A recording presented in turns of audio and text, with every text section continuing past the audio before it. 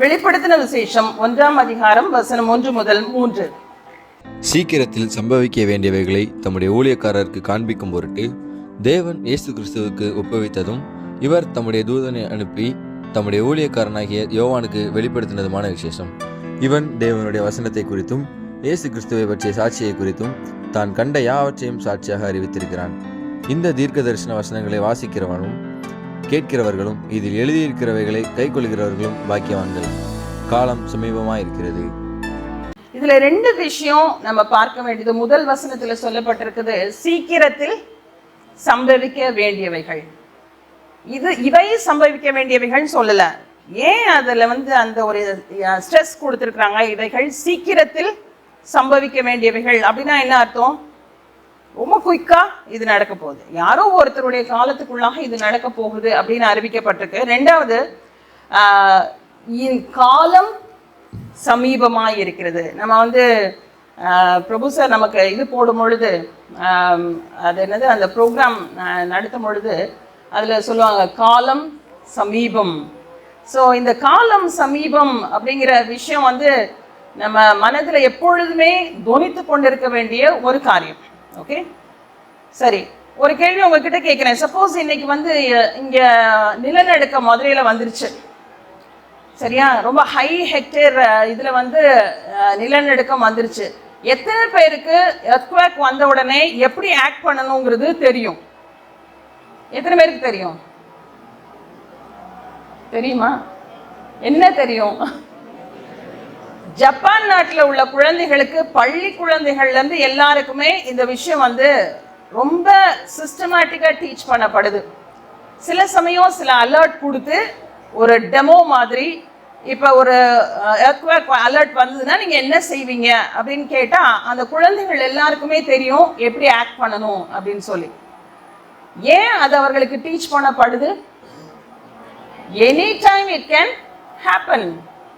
எப்போ வேணாலும் நிலநடுக்கம் வரலாம், எப்போ வேணாலும் எர்த்குவேக் வரலாம், எப்போ வேணாலும் அதனுடைய இம்பாக்ட்ஸ் அவங்க ஃபேஸ் பண்ணலாம்.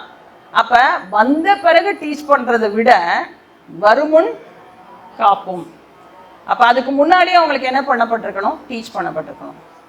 சீக்கிரத்தில் சம்பவிக்க வேண்டியவைகளை குறித்து உங்களுக்கு எழுதப்படும் பொழுது கண்டிப்பாக இந்த சிச்சுவேஷன் நான் எப்படி நடந்துக்கிடணும் அப்படிங்கிறத நம்ம கற்றுக்கொள்ள வேண்டியதுன்னு அத்தியாவசியமே இருக்குது. ஆனால் இது நமக்கு யாருமே கற்றுக் கொடுப்பதே கிடையாது. எர்த்குவேக் வந்தால் பயம்தான், வரக்கூடாது தான். ஆனால் வந்துருச்சுன்னா என்ன செய்வீங்க?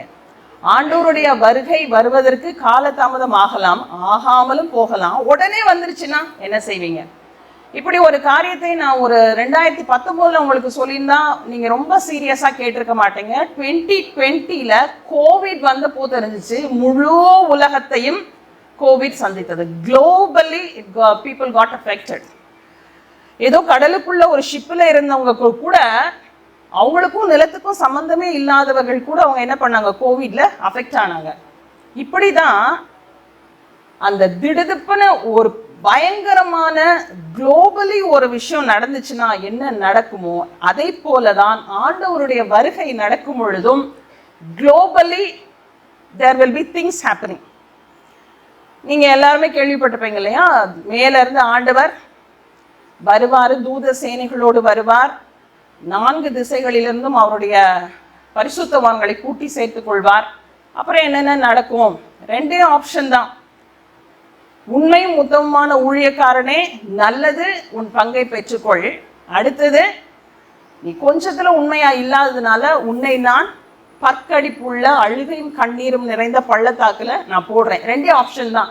This or that, finished. நடுவில் கூட எந்த ஆப்ஷனுமே கிடையாது. நான் கொஞ்சம் நல்லவனா இருக்கேன், நான் கொஞ்சம் நல்லவளா இருக்கேன், அதனால ஆண்டவர் எனக்கு ஏதாவது ஒரு ஆப்ஷன் தருவாரா? கிடையவே கிடையாது. there is no in between options. So always we should be ready, just like as people have got prepared. So disaster preparedness அப்படின்னு நம்ம சொல்லுவோம்.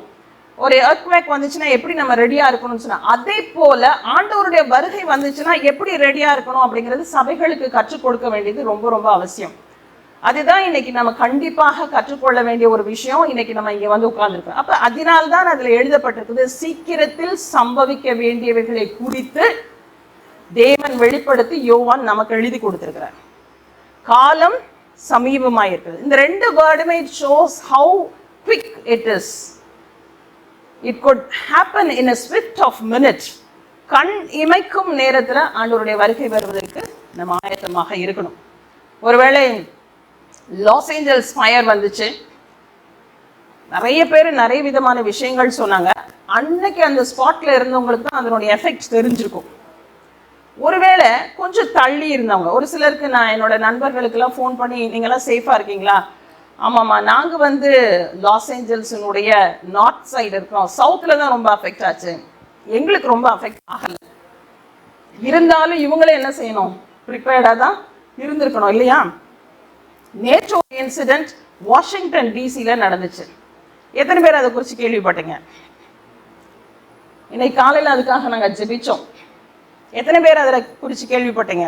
வாஷிங்டன் டிசியில் நேற்றைய தினம் ஒரு ஹெலிகாப்டரும் ஒரு பிளெயினும் நடுவானத்தில் கிராஷ் பண்ணி 67 பேர் ஆன் த ஸ்பாட் இறந்து போனாங்க. ஒருவேளை அவங்க லாஸ் ஏஞ்சல்ஸில் இல்லை, அவங்க ஃபயருக்கு தப்பிட்டாங்கன்னா எங்கே மாட்டிக்கிட்டாங்க? இங்கே மாட்டிக்கிட்டாங்க. அதில் ஒருவேளை சிறு குழந்தைகள் இருந்திருக்கலாம். ரொம்ப ஃபேமஸான ரஷ்யன் டான்சர்ஸ் அதில் இருந்தாங்கன்னு கேள்விப்பட்டேன். அவங்க 1990s they were very famous people. ஒரு ரஷ்யன் கப்பல் have died in that. They were the VIPs.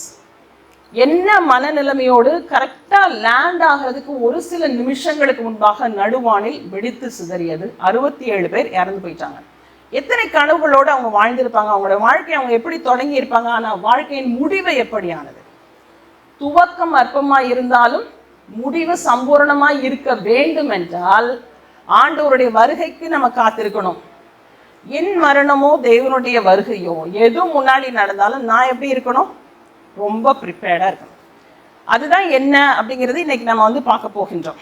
Some of the words பைபிள்லேருந்து சில வசனங்கள் மூலமாக நம்ம இதை பார்க்க போகின்றோம். சரி, இது எப்படி பாசிபிள்? அதாவது நான் எப்படி ப்ரிப்பேர் ஆகணும் சொல்லுங்க பார்ப்போம். Any suggestion of how to be prepared always? எப்போவுமே நான் ரெடியாக இருக்கிறதுக்குரிய ப்ரிப்பேர்ட்னஸ் என்ன? Disaster preparedness anything you know? ஏதாவது உங்களுக்கு தெரியுமா? Any disaster preparedness? ஆண்டவருடைய வருகை வந்துச்சு நான் என்ன பண்ணணும் அப்படின்னு? விழித்திருக்கணும், அவரில் நிலைத்திருக்கணும், அவரில் கனி கொடுக்கணும். ரொம்ப நல்ல ஆன்சர். விழித்திருக்கணும், நிலைத்திருக்கணும், கனி கொடுக்கணும். ஒரு அருமையான வசனம் 1 நாளாகமம் 28ஆம் அதிகாரத்தில் போடப்பட்டிருக்குது.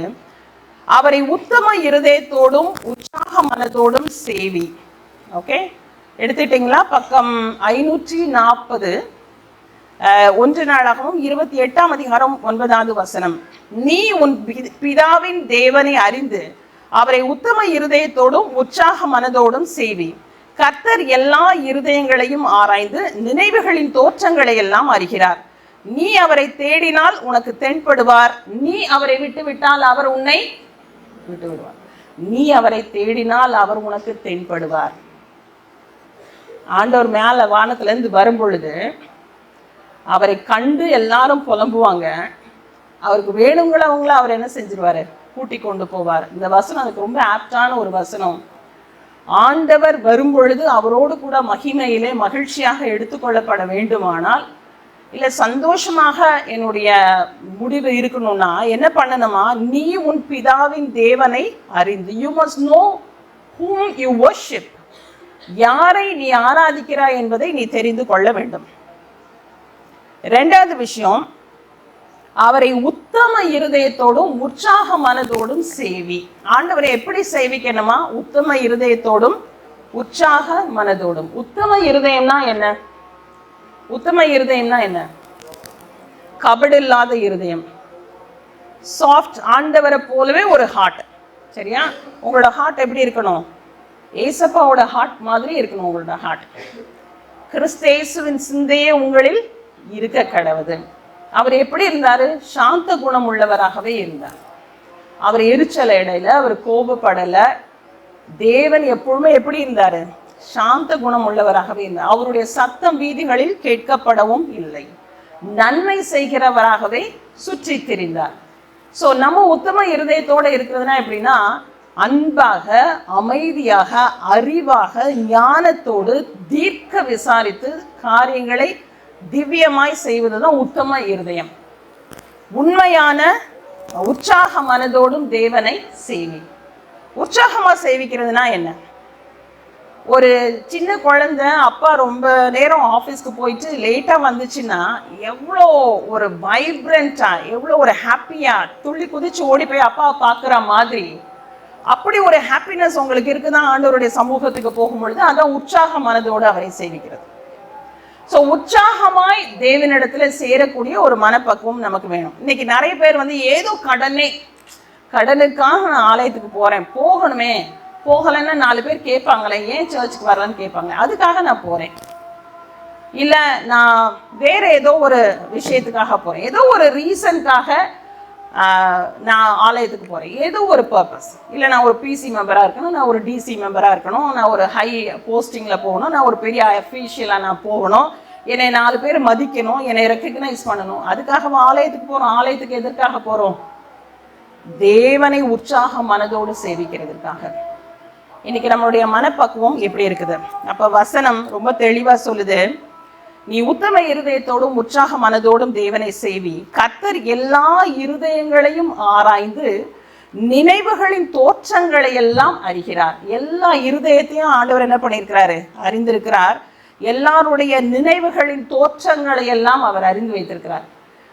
நம்ம செய்கிற காரியத்தினுடைய பேக் சைட், அதாவது அதனுடைய உண்மையான ஆட்டிடியூட் என்னங்கிறது உலக மக்களுக்கு தெரியாமல் இருக்கலாம், ஆனால் தேவனுக்கு நல்லா தெரியும் எதனால நீ இந்த காரியத்தை செய்கிற. To seek the attention of human beings or to seek the attention of the loving Lord. ஆண்டவருக்காக ஒரு காரியத்தை செய்றியா இல்லை மனுஷனை அட்ராக்ட் பண்ணுறதுக்காக செய்றியா அப்படிங்கிறது ஆண்டவருக்கு தெரியும். நீ அவரை தேடினால் அவர் உனக்கு தென்படுவார், நீ அவரை விட்டு விட்டால் அவர் உன்னை விட்டு விடுவார். நம்ம God is a very gentle God. வாசற்படியில் நின்று கதவை தட்டுகிறேன், ஒருவனின் சத்தத்தை கேட்டு கதவை திறந்தால் நான் அவனோடு கூட போஜனம் பண்ணுவேன். அடுத்த வசனம் என்ன சொல்லுது?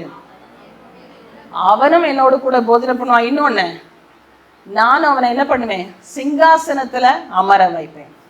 So when you just give an entry, எடுத்தவங்க அந்த வசனத்தை எடுத்தவங்க யாராவது வாசிங்க. When you just give an entry, give a permission. Wasima.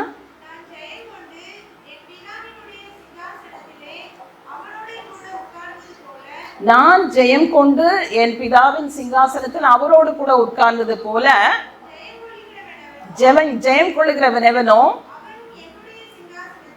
அவனும் என்னோடு கூட சிங்காசனத்தில் என்னோட கூட உட்கார்ந்திருப்பான். அப்படின்னா ஜஸ்ட் வாசப்படியில நின்று கதவை தட்டும் பொழுது ஜஸ்ட் an entry, ஒரு பெர்மிஷன் டு என்டர். ஆண்டவரும் இருதயத்துக்குள்ள வர்றதுக்கு ஒரு பெர்மிஷன் கொடுத்தா போதும். He will not only come inside to sit with you, to eat with you, but also he'll give you the preference of sitting in the throne. அவரோடு கூட சிங்காசனங்களில் உட்காரக்கூடிய ஒரு அனுபவத்தை ஆண்டவர் கொடுப்பார். இன்னைக்கு எப்படி நம்ம ஆண்டவரை போல மாறுவது? ஒருவேளை ஆண்டவருடைய வருகை இருக்குமானால், ஒருவேளை உலகத்தின் முடிவு இருக்குமானால், எல்லாவற்றுக்கும் காலம் சமீபமாயிற்று. அப்ப நம்ம என்ன செய்யணும்னா ரொம்ப கேர்ஃபுல்லா இருக்கணும். என் இஷ்டத்துக்கு நான் ஒரு வாழ்க்கை வாழ்வேன், கடவுளை விட்டு ரொம்ப தூரம் நான் போயிடுவேன், ஆனா ஆண்டவர் என்னை தேடி என்னை ரட்சிக்கணும், ஒரு நாள் நடக்காது. You have to come closer to the Lord. You should be careful about what you think. You should be careful about what you speak. Okay?